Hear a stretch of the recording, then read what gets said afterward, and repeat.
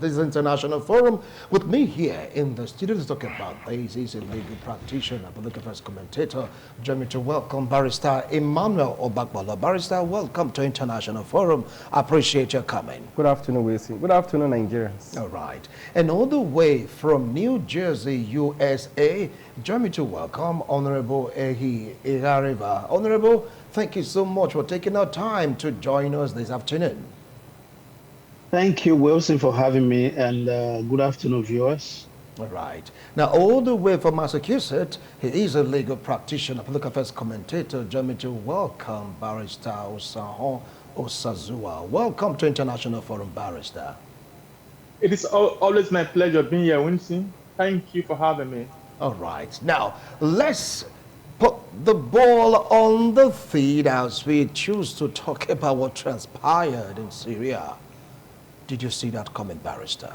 I mean, in whole wide heaven. Yes, it happened at first. Assad got the backing of Russian President Vladimir Putin, and it was glorious for Assad because America, they talked tail and ran. Because they're not hearing the people that were supporting them turned against them and started doing some cannibalistic thing that they couldn't swallow. They had to leave, and the Russians took over. They made sure that peace reigned because the opposition, the resistance, they were subdued by Russian artillery and forces, and there was peace in Syria. Take it up from there. Yes, it was wisdomic. It was proper for America to vacate Syria as at the time she did. So kudos to them for that. Despite the initiation, so to speak, by Russia on Syria under the rulership of Al-Assad. But as goodness will have it, and providence that brought him to power has refused to smile on him. And just now, he's no longer there again. Assad became the president of Syria on the 10th of July 2000. And he was the sole candidate as at the time he contested to become the president of Syria. Would you call that democracy? To my mind, I think that was not democracy.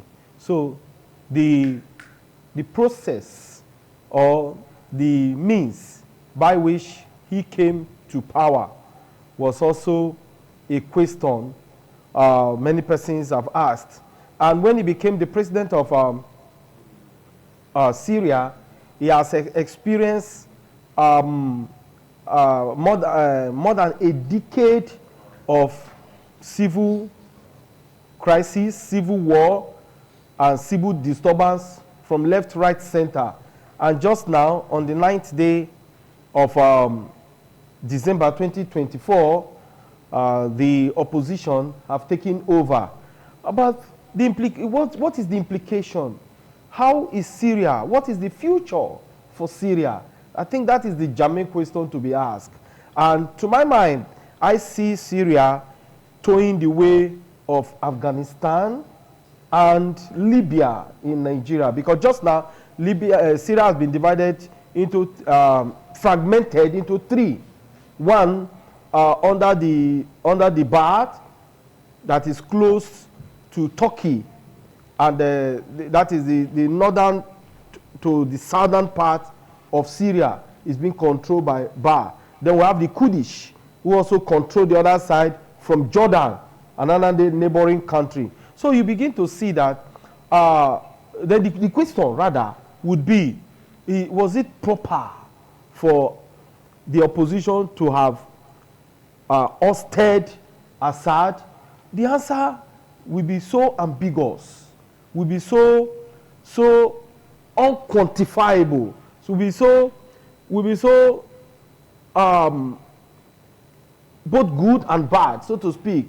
A situation that will properly be described as between the devil and the deep blue sea, because the instability in Syria just now will be more, because you no longer have a central control of the country called Syria. Instead, you have three different fragmented groups controlling Syria. I will come back to you, Barrister Emmanuel Obapolo. Let's move straight down to Massachusetts, where Osahon Osazuwa is standing by. Because when there was this war raging in Syria, where you still have the ISIS group and the rest of them, we talked about this in this studio. And of course, America was there trying to support how will I put it now, the opposition, or what I say, the resistance to fight against Assad until they turned into some kind of cannibalistic fate where they started doing some fetish stuff, eating humans, and stuff like that. America had to back out, and Russia need to come in to settle the issue. Did you ever envisage that is going to happen this particular point in time, about the fall of Assad? Yes, thank you very much, Winston. Again, we are reminded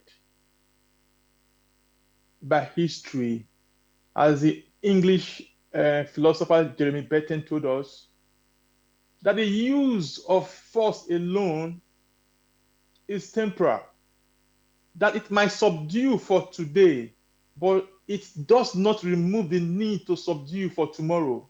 And if people are not governed, that are perpetually to be conquered, unquote. That's what the example that Assad gave us. He thought that by force of arm, he can continue to coerce and then to wield his hegemony on a very unwilling people. And it is very heartening that another dynasty has fallen to the will of the people. People don't understand that you cannot continue to perpetuate in office in spite and despite the wishes of the people. Assad government is gone. The Assad dynasty of over 50 years has been toppled in a lightning-paced counterattack and revolution. Most people don't understand what is going on in Syria. Syria has become a metaphor for grief, for anger, for discontentment, and for a people who were head-bent on liberating themselves from the shackles of tyranny and from the shackles of a ruler that was all about themselves. And I am glad that the Syrian people have turned a new page, that Assad have run to their overlord Vladimir Putin, and a few other people also don't know that, but Vladimir Putin, the Assad government would have fallen 2012. There is no way Assad government would have succeeded beyond 2012, but for Putin, but for the Russian jet that leveled Aleppo. Remember what happened to Aleppo? Aleppo, a bustling city of over 4 million people, was reduced to rumble by Russia's artillery and air attack. That was the pain that it brought to the Syrian people. As I speak to you today now, almost half of Syrian people are outside of Syria. About 3.5 million people living in Turkey, over 1 million people in Germany, about 800,000 in Sweden. The world. We haven't talking about the neighboring countries to Syria.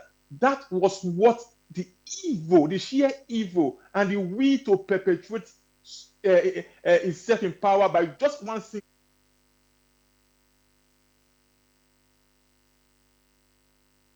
I am glad that the Syrian people have turned a page. From the nooks, every nook and cranny of Syria, you can see people jubilating. Every part of Syria, from Idlib to Aleppo, from Aleppo to Damascus, from Damascus to all over the place, people are jubilating. But the big question before us is, how long will this peace reign? Because we have a mostly next question I would throw at you. That would be the next question. Now they are jubilating. When it happened in Libya, there was jubilation. But where is Libya today? But before I come back to you, let's get straight down to New Jersey, where Honorable Ehigariba is standing by. Now, from what Barrister Osahon Osazuwa talked about, he said, if not for the firepower of the Russians, Syria would have fallen, let's say, 12 years ago. Yeah, by calculation, since 2012, this 2024, but for the Russians.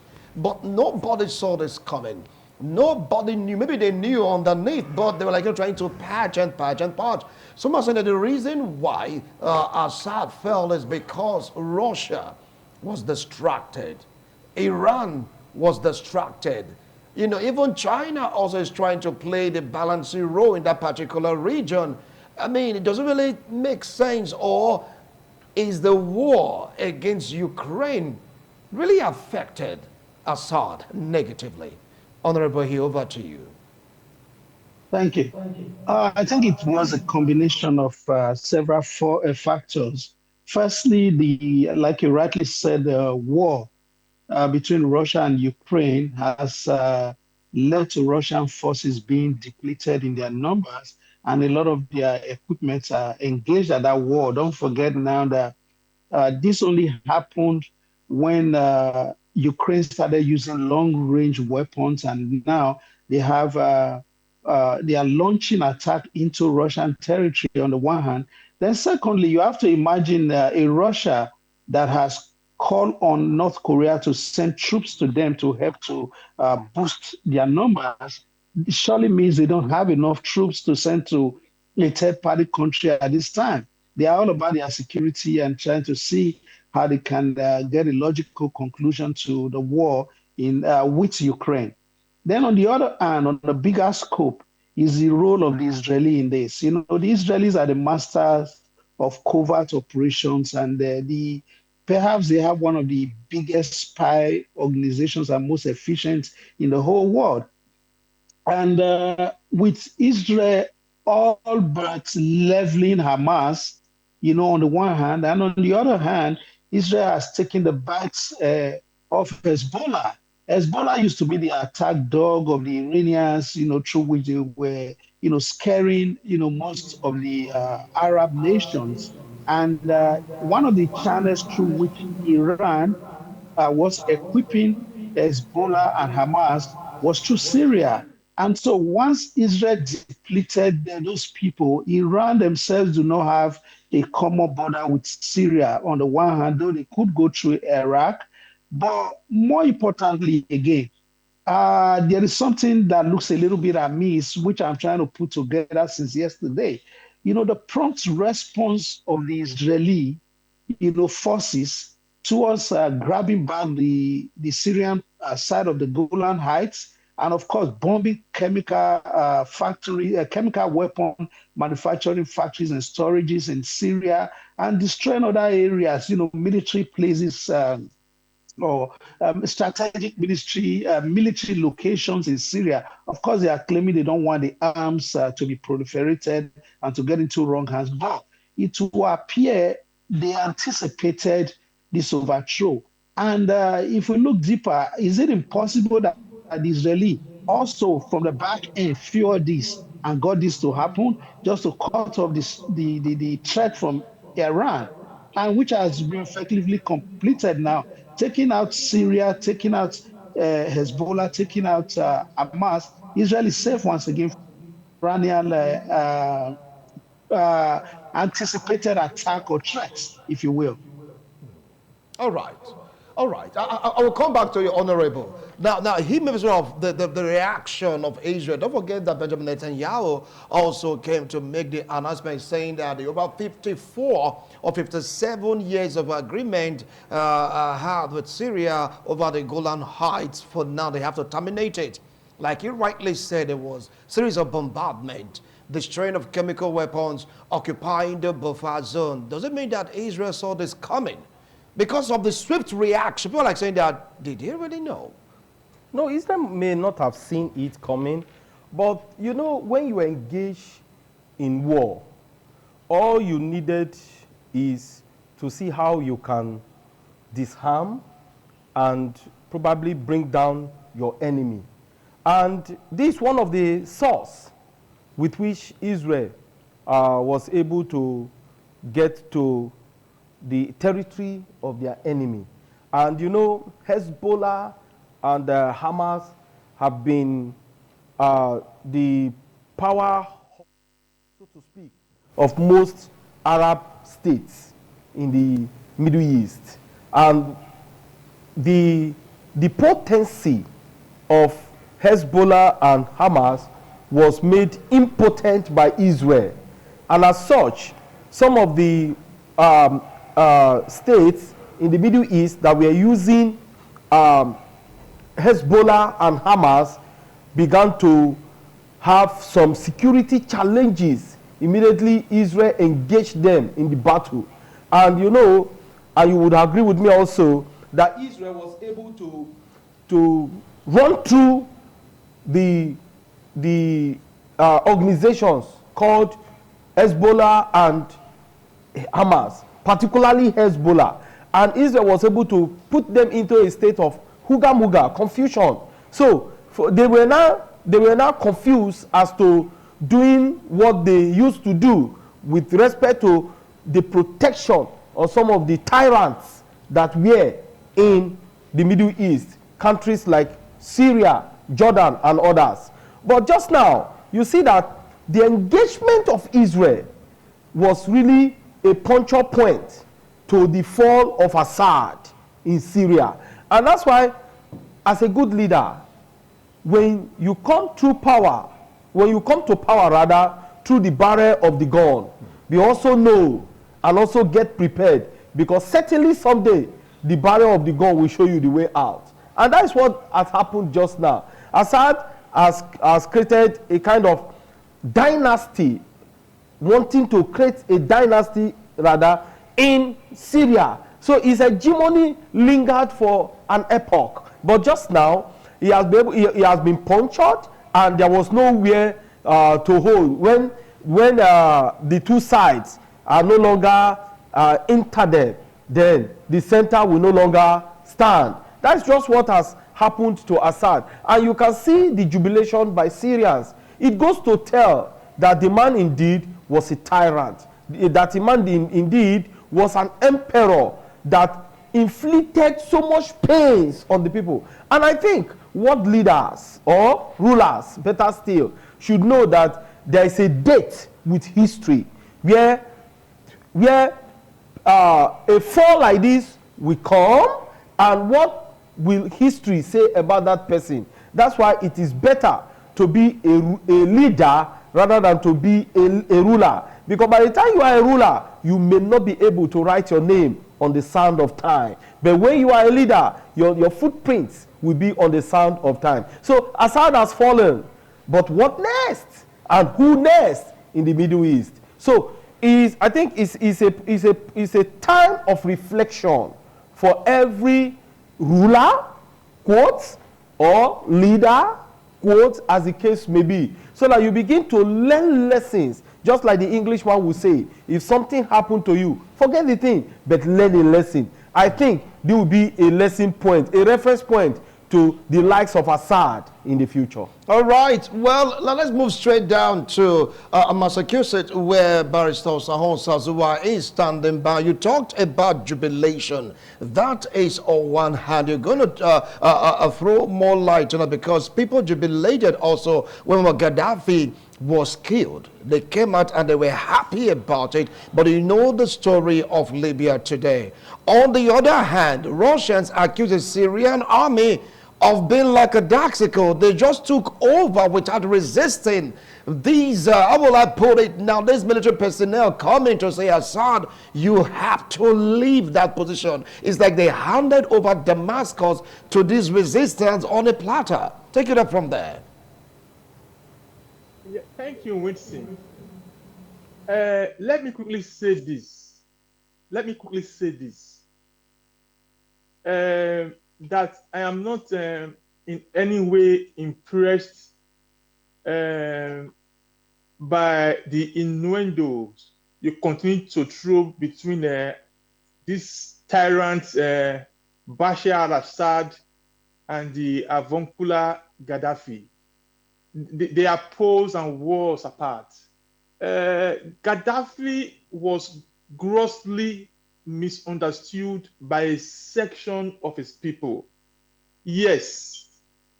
And then they were also being deceived to see the so-called Machiavellian and evil in Gaddafi, because the West understood that Gaddafi was a kind of repository of their secrets and their deeds over the decades. He knew too much and had to go. That is very unlike Al-Assad. Al-Assad is anything but sheer evil. Al-Assad is anything but a good leader. Al-Assad was anything but a vortex of negative energy, if I may ask. If I may. Yes, so let us not compare Al-Assad to Gaddafi. The only comparison, the only legitimate comparison that we may make, may be the conditional word here. That is if at the end of the day, Syria moved into something like Libya, but the handwritings are clearly on the wall. We understand that that as we speak today, that Syria is already divided along some basic fractured lines. We have the social democratic front being the umbrella body of all the various Kurdish fighting formations. We have the Turkey-backed Syrian National Army. Then we have elements of Al-Qaeda or Al-Qaeda affiliated fighting forces under the umbrella of the HTC, which is the Ayat Tahrir Sham. So at the end of the day, all the different interests might move into something dangerous that might continue to pull Syria apart. We know all this. But we also do know that Al-Assad had to go, and that Al-Assad haven't gone, we bring something positive and something good to the whole of Syria. The good thing is that the Syrian has an opportunity to build a life that is post the Al-Assad family, and to see if they can bring something together that will make meaningful progress. Syria has gone through a lot. The war has been long, tough, and arduous, and the price has been steep in terms of human life and the destruction of properties. And we sincerely do hope that all this will come to an end now that Al-Assad has been toppled and removed from government and power. So there's so much things that lie ahead, so much possibility lie ahead of the Syrian people, and we are all also praying and hoping that they will seize this unique historical opportunity that the fall of the Assad dynasty presents, and then work on it and build something that, my brother, I think is the future. And the future is bright. The future is a possibility. The Syrian people, they have this unique opportunity now to build, to bury their differences. I know that the forces pull them to aside, even a fast stronger, they want to pull them together. But there is an opening, and that opening has to be seized and worked upon so that the Syrian people will move forward. So that is my take on it, Wilson. All right. I will come back to you. Let's move over to Honorable Higariba in New Jersey. Now, he said we cannot compare Al-Assad to late Gaddafi. That these like, two separate templates. Honorable, as it stands right now, Syria has been divided into 3 or more enclaves, so to speak, with each warlord laying claims to their own territory. Don't you think this is another Libya in the making? Now, that is on one hand. On the other hand, with the speed with which Benjamin Netanyahu immediately start bombardment of the buffers and of the Golan Heights, destroying chemical weapons plants and weapon manufacturing plants, you just name it. Don't you think that Netanyahu might just be biting more than he can chew in that regard? Well, I'll take the last question first. Benjamin Netanyahu, the Israeli prime minister, is a very smart man. He has looked around at the moment. Who are the countries that came out to condemn his, they called it a land grab of the Syrian side of the Golan Heights. You have the UAE, you have Saudi Arabia, and you have Iraq. All of these 3 countries don't have the potential to bite. They can only back at best. And then, of course, the United Nations condemning it. When there is warfare, and historically, there is always exchange of land once a country is defeated. And Israel has seen it very clearly, because even Bashar al-Assad in his last almost 10 years, he only controlled about 60% of Syria. The other 40% were in the hands of people like Jolani and other, rebel leaders. And so Libya hasn't been excuse me, a country with one government for more than 10 years at the moment. And Israel is considering the fact that it's probably going to remain like that because there is no single country right now that can stamp its authority in Libya to ensure that there is unity in Libya. The rebels, on the other hand, they are still holding on to their territories. They are not coming together to form a unity government of any sort.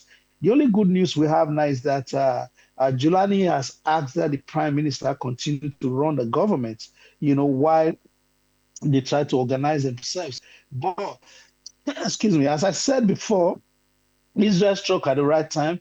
They are not biting more than they can chew. It's part of the Israeli security to ensure that their neighbors and the borders surrounding Israel are secure. They don't want it falling into wrong hands. Thank you. Then, I'll with definitely come regards back to to, you. Now, let's move over yeah. to Barrister Emmanuel Obakbolo. Well, for what Honorable Gariba said, is said Benjamin Netanyahu is a smart man.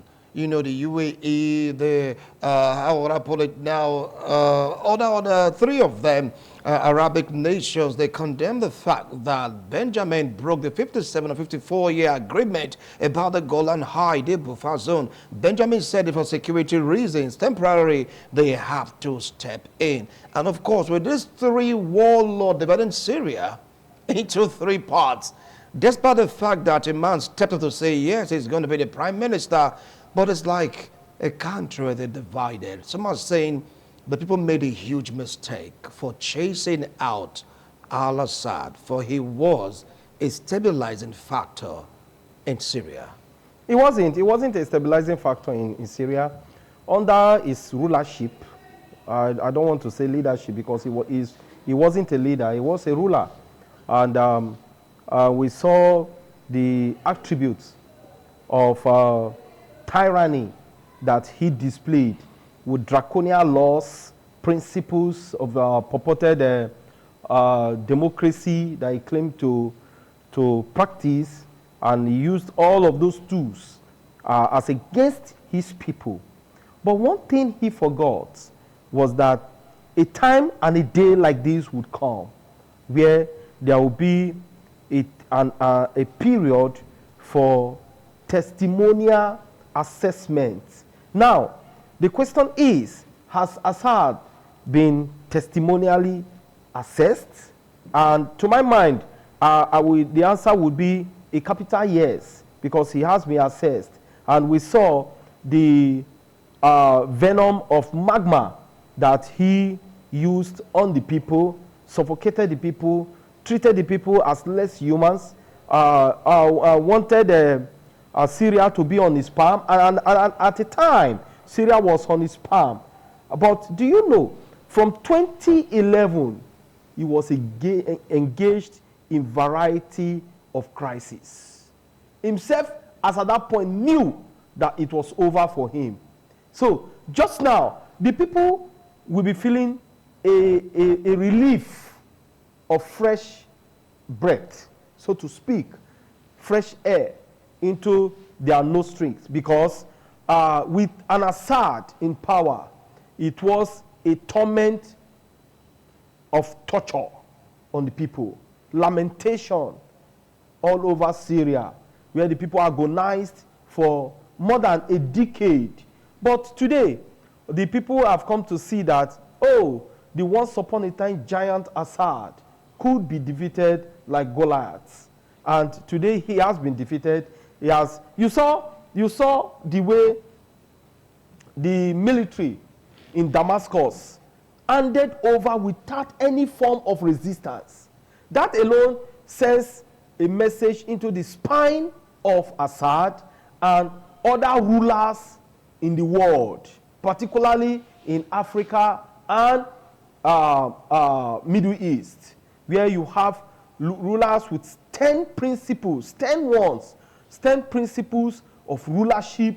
They visit them on the people without the blink of eye, without any iota or atom of pity on the people. So today, he has fallen. Yes, Damascus fell on the 9th day of December 2024 to the opposition. Which opposition now? 3 fragmented opposition group.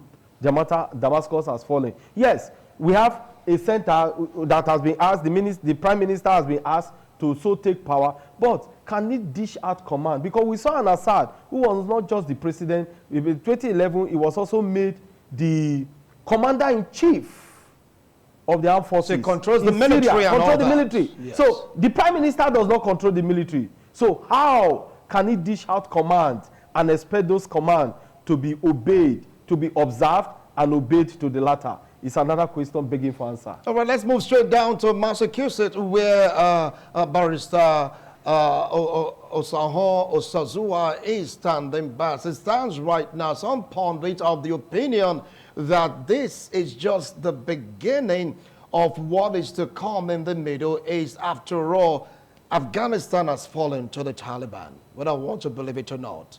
Syria right now, they don't have a stabilizing factor, according to some pundits, that Syria has followed suit. That what will come up next might just be too chaotic. If a president or elect, yes, President-elect Donald Trump harped on this, how can this brewing trouble in the Middle East be curtailed? Yeah. Thank you very much, Winston. There is another, or there has been another a major destabilizing factor in the Middle East for decades that nobody is talking about. There has been a kind of tyrant, somebody who thinks and believes that the end justifies the means, who has been the leader of a democratic nation in the Middle East for a long time. And the person, in my own opinion and in all sense, is no more better than Al-Assad. And I talk of one certain Benjamin Netanyahu. We must understand that leadership is about putting the people first and not doing everything and anything to perpetuate one's hegemony, as Netanyahu has done all these years, as Assad did all these years. We must understand that the dynamics of power in the Middle East is fluid and dangerous all at once. We must understand that one certain Benjamin Netanyahu has been pulling the strings of trouble in the Middle East for a very long time. And that, my brother, is a sad fact. A person who was able and willing to wager the lives of over 1,000 Israelis because he wanted to start a war that will not end and a war that will continue to perpetuate its hegemony in power. He had intel. Speaking of Netanyahu now, Netanyahu had intel, solid intel, that Hamas was about to strike. And it was even had intel about the intensity of the strike that was going to occur. But what did he do? He sat back and said, let them try it. Because he knew if they tried it, he will have the best cover.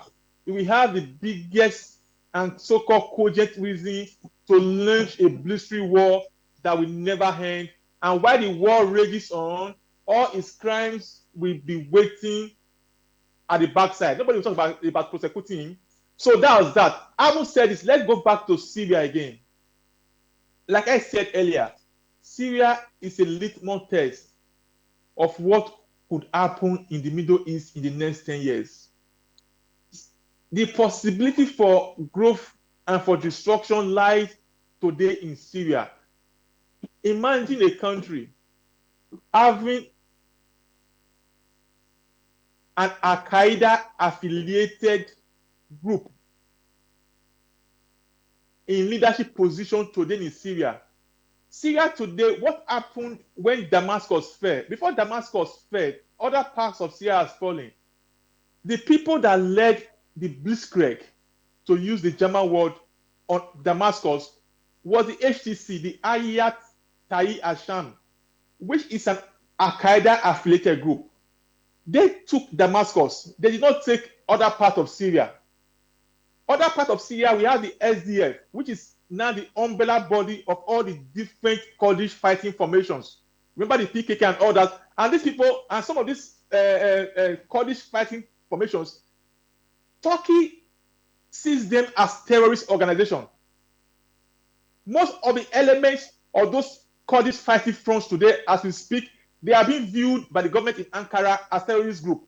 And then we also have the one of the largest group again, which is what the Syrian National Army, which is entirely sponsored and backed up by Turkey. And then we also have the various Turkish group with even elements of ISIS in them. This is a concatenation, this is a gunpowder that can go either way. But like I said earlier, in this chaos, there is also the possibility for growth. Like the German philosopher Nietzsche said, he said one must have chaos within oneself in order to give birth to a dancing star. All I right. so much believe that a unique opportunity has been presented by the present Syrian crisis, an Thank opportunity you. for growth or an opportunity for destruction. Thank you. Thank you so much. Due to time constraint, that is your last comment on this particular discussion. We have others that really throw more light. All right. So, Honorable Yegareva, you have 2 to 3 minutes or thereabout to summarize your point, drawing a leap from what Barrister Osazuma said. He said all these personalities in the military and the resistance, one way or another, they have this connection to the terrorist group globally known, Al-Qaeda, ISIS, you just name it. Is this not another Libya happening in the Middle East? Well, I do know that Abu Mohammed al-Julani, who led the insurgents who has overthrown former President Assad, do have Al-Qaeda ties, and he's done his best, over the last couple of months and perhaps up to a year to try to, distance himself from Al-Qaeda. He has reduced his tone and his rhetorics has been redirected. He has moderated his rhetorics, to be of a leader that is a little bit more tolerant. And in his speech, he has promised to protect every interest in Syria, including minority, ethnic nationalities, and of course, people of all religions, especially Christians that Assad put under severe threat. Bashar al-Assad was a very repressive leader, and there was no way that rule could have been sustained. Only a couple yesterday, we saw a lot of underground cells where he had where he had all but buried his people. They were only just living there. There was no way for them to come out. They were, stories of buildings underneath the ground only to be fed, and they were never supposed to have been released. Then you talk about Israelis. I do not want to agree completely with my friend and brother Osaon when he did say that perhaps the Israeli prime minister saw that the war was coming, and in order to perpetuate himself in office or to avoid being prosecuted, that he let it happen. But again, it was in Israel's best interest that even the president would have allowed that to happen because Israel was surrounded by huge security threats. And only a war of this magnitude could have neutralized it because daily we could hear Iran saying, oh, we're going to bomb you with nuclear weapons or chemical weapons. And all those weapons were located in Syria. And Iran had the capacity to, produce those weapons. But with this war, Israel has been able to neutralize Hamas, neutralize Hezbollah, taking out the capacity for Iranians to, throw long-range missiles at it. And of course, now they've also removed the land border through which Iran was supplying weapons to Hezbollah, Hamas, and of course, the Syrian rebels, the Houthis. So Israel is in a good standing. I think it made a very good security decision to protect itself on the long term. And of course, the United States are very happy with this. Israel seems to have even done the job. Don't forget, the Iranians are not only a threat to Israel and the United States and Western interests, they also threaten other Arab nations, even Saudi Arabia. They promised to bomb Saudi Arabia if they were going to enter into that deal with Israel, which Yeah. caused all of this. The Iranians did this Thank you. all right, I understand we Thank have to you. go now. Thank you Time, very much for time, having me. time. Yes. All right. Thank you so much, Honorable. That is your last line. Well, Barrister, you have 30 seconds. You know, you have other things to do in the studio. You know that, don't you? So what advice do you have for nations watching, especially people in the Middle East, the countries, even the ones that were backing and pulled out and all that? 30 seconds. Should the world be apprehensive because of the fall of Assad and the porous nature of Syria right now? Hooray for thunder. Damascus has fallen. Assad is gone. The crown of thorn is thrown. Who next? Rulership metamorphosed to leadership. Thank you. Thank you so much. Well, there's so much we can take. Thanks a lot for being a part of it. As it unfolds, we keep bringing it to you on the International Forum. Bye for now.